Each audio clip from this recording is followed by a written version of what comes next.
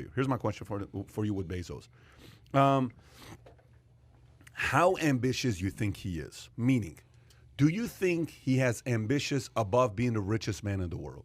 Yes. You think so? Yes. And what would that be? What do you think his ambitions are? You think he wants to run one day? You think he wants to be a president one day? I don't think so. I think No. the Rockefeller. I think the ultra tech wealthy now, I really honestly believe that their Rothschild. ambition is to try to live forever. That's it. I think that they want to I live agree. forever. What does that have to do with imposing anything on you? You need the resources. You need as much money as possible. No, I get that. That's totally fine with me. But what does that got to do with hurting somebody else if you want to live forever? Let's just say that's your ambition. Everybody has different ambitions and fantasies. Listen, if we all found that everyone's fantasies, you'd probably unfriend 80% of your people that you're friends with, right? Ricky wouldn't sit next to me. Or high five. If 80%, So you got to dap up, Gerard. No high five in this case. But the point is, so what's wrong with his fantasy wanting to live forever? If that's what it is, Nothing. what else do you think is his ambitions? You think that's what it is? You think he has aspirations of the new world order because I want to have so much money to have control over the world? It seems to me that all these ultra billionaires, the Elon Musk, now the Bezos, even They wanna Richard outdo each Branson, other. it's otherworldly stuff. Yeah. It's like you've already dominated on Earth. Congratulations, you're worth $100 billion gazillion dollars. What's up, Mars? What's up, Moon? Yeah. What's up next? You know, Let me plant my flag of Amazon on the moon. That to me is. Have you guys heard about the $48 million, 10,000-year clock he built that he's building right now? He put $48 million. Kai, can you pull up the article here? So this guy built a $48 million clock called the 10,000-year clock. He's building it to bury it in a mountain. I don't know if you guys have heard about this or not. No. He's building it, $42 million. Click on it. 10,000-year clock. Okay, Jeff Bezos is building a 10,000-year clock inside a mountain. Go up so we can see the pictures. What does that mean, a 10,000-year Well, clock? okay, so go a little lower so I can read this. So, okay, engineers and contractors are building a massive multi-room clock inside a mountain in West Texas, a clock that will tell time for the next 10,000 years. And despite an informal website with a whiff of Blogspot, this is Jeff Bezos' project. There are a lot of surprises in the story of clock of long the 10,000. So who first imagined a 10,000-year clock in 1986? He's visiting professor at MIT, et cetera, et cetera. So if you go up a little bit, his idea with this clock, when they ask him, why are you doing this? He says, long-term thinking. I'm a long-term thinker. So he's building a clock that's going to outlast how many generations? 10,000 years? And he's going to bury it, apparently, in this mountain in Texas. I don't even know which mountain because Texas doesn't have any Texas has a mountain all of a sudden? This is where he's going to plug on West his spirit Texas. into the AI. Here's the thing with a guy like this to me. Okay, a couple things with a guy like this to me. Number one, one, he's going to get targeted because you have a lot of money. Two, I think he's a terrible communicator. Who the hell was his publicist or his PR rep that approved the script for him to say, I want to thank all my employees and customers for paying for this? Dude, I totally Who agree. the hell totally agree wrote with you. that script for you? Go hire a writer for you to teach you how to write a damn script to say, hey, employees, thank you so much for working so hard. You paid for this. I'd like to thank all the little ants down beneath me. By the way, it's almost as if you are giving people the opportunity to trash you. So number one, I think he's a terrible communicator. Number one. He's a terrible communicator. I don't think he's a good communicator. Number two, I think he brings some of the stuff upon himself because, a lot of these billionaires, like I remember one time I sat with Mike Ditka. I'm in Chicago. I'm interviewing him. It's probably one of the least viewed interviews out there because it's not the Mike Ditka that you and I remember where he says, here's a coin, buddy. Call somebody who cares, and he goes back and forth with the media and, all this stuff. I sat down with the interview, and he was so apologetic. I probably shouldn't have done it that way. I probably shouldn't have done it this way. I probably shouldn't have done it that way. And I'm sitting there, I'm like, why are you apologizing? You killed it. You're an all-time, you created the position tight end. You went out there and you won as a player. You won as a coach. Are you kidding me? You're like a ultimate badass of a man. Stay in your position with who you are, right? You're getting so much pressure from media where some of these guys are constantly feeling like they have to apologize. You're the richest man in the world. You've created 1.3 million jobs worldwide. He is worth let's just say he's worth $250 billion between him and his ex-wife, an amount of money she gave away. Put the two together, he's worth about $250 million. He owns 16% of Amazon. Let me say this one more time. 16%, not 51%, not 60%. He's only a 16% owner of Amazon. Amazon right now is worth what? $1.8 trillion, right? Say it's a $2 trillion company. If he's worth 16%, it's what? 320. If you take $300 trillion out of the $300 billion out of the 1.5 trillion, it's what? $1.5 trillion. You did this math before, right? You're not doing this right now. I just did it right now. But this is basic stuff, guys. This is not complicated stuff. Welcome to the calculator show. Here's the point. The point is this. This man has created $1.5 trillion for others. Yes. Let me say this one more time. I see it. He's made $1.5 trillion for others. You don't think he exploits his employees?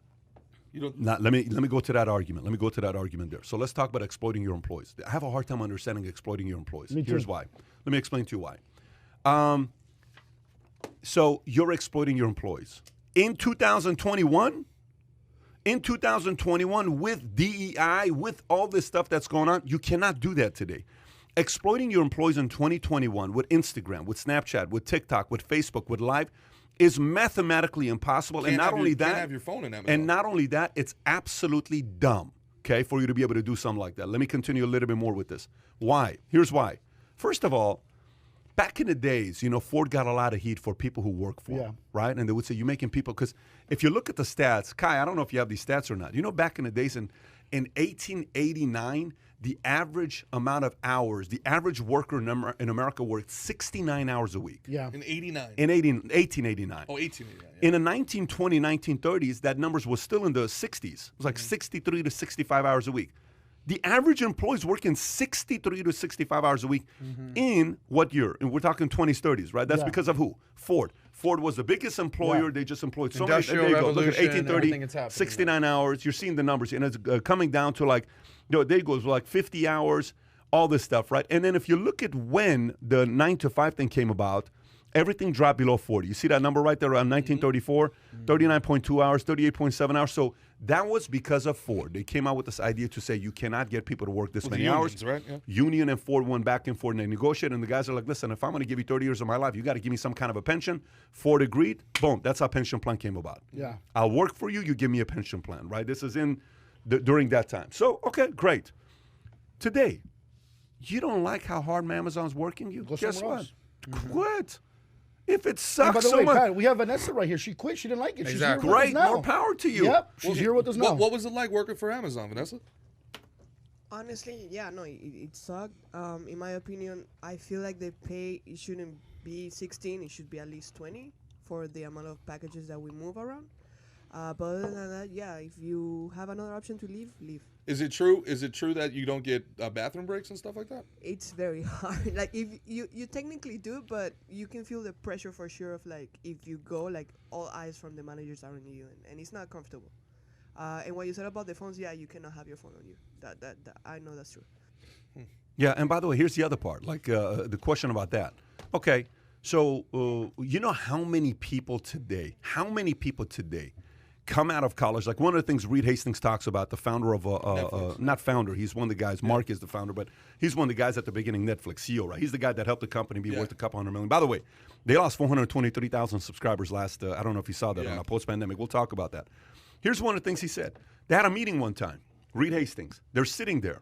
And they said, you know what was the best feeling about Netflix? Everybody's like, what? He says, it felt so good that people finally wanted to work at Netflix just to put it on their resume that I worked at Netflix. He says, that's when we knew we made it. You know how many people want to work on Amazon to put it on their resume? Zero. To say, no, I disagree. You think people want to put that on their resume? Like it's like some stuff Yes, they do. Yes, they do. People want to put in their resume that they worked at JP Morgan, that they worked at Goldman, that they worked at Facebook, that they worked at these places because they're in that world. With Amazon, him talking about how much he's making people work, similar stories with what Sam Walton went. Don't work there. Leave. Don't work in an environment like that. Nobody. Be honest, I'm shocked that you're taking this. You're notorious for treating your employees well. You go above and beyond for your employees. No, that's you're not hearing what I'm saying. That's not what he's talking about. What I'm saying to you is, if I mistreat you, leave. Leave. I don't deserve you. Gerard, you were with us before. Yeah. Okay, you, because of a personal relationship, you went back to what? New York. And you and I had a conversation. One of the most eloquent emails ever written was written by you. Okay, when you left. I said, I like this guy. You left. Where are you right now? Back here. Why are you here? Well, you. But the point is, how do I treat you? Very, very well. Would you be here if I treated you like shit? No. So, but you left. You went and saw the market. Then you're back. If Bezos treats people so bad, then leave. We are not forcing anybody to work over there. Now, let me give you the negative side of why I think he gets a black eye. Here's why I think he gets a black eye. So I think the problem is the following. I think if you play politics when it favors you on a party and you don't when it doesn't favor you, that's when you create enemies. Meaning, hey, I'll go team up with these guys if this is going to favor my company, but I'm not going to team up with these guys if this doesn't favor my company. So you become a flip-flopper, or you become somebody that can't take a stand for certain positions that you got. Fastest way to create enemies. Take a stand. Make a stand what you believe in. If you do that, you ain't going to have a problem with that. But Bezos right now, sometimes people don't know where he really stands. Do you stand with the guys that say, I'm not going to pay that much taxes?